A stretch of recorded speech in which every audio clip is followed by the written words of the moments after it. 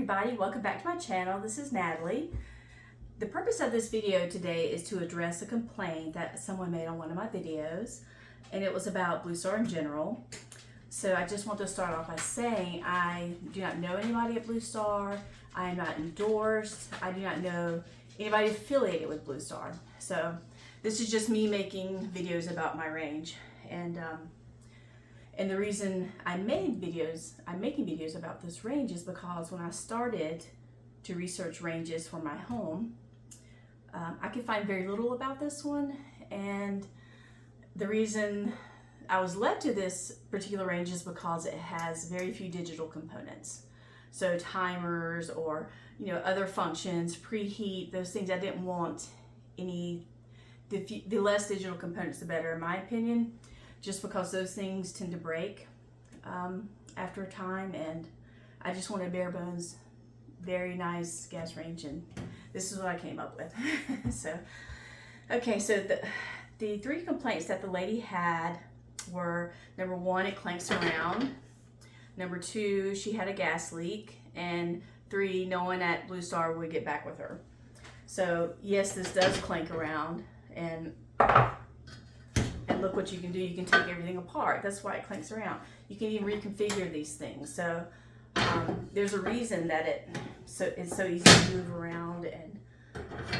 But probably the best reason of all why you want this thing to be able to move around is that you're moving a lot of BTUs in here. Okay, so when you're running your oven and you're running your stovetop, that's a lot of BTUs. That heat has to expand. The materials needs a place to expand, so that's why this clanks around. Okay, so that's a non-issue. As far as the gas line, who knows? I have no idea what that could be. And if Blue Star isn't returning her complaints, that's a whole other issue, and that would frustrate me too. But okay, so the best advice I can give you when you're researching which range to buy, because this is almost $7,000. That's a big chunk of money, okay? It's a big chunk of money, and the best advice I can give you is to research and find the best installation people you can. And by installation people, I mean someone that works for the gas company, or either someone that is certified to install gas lines, which is who we had install our range. And it's not going to be a handyman or a handywoman. It's not going to be your wife or your husband that's going to install this. You need someone who is certified to work with gas lines. Install them, because when we had ours run, we already had gas line to our tankless water heater.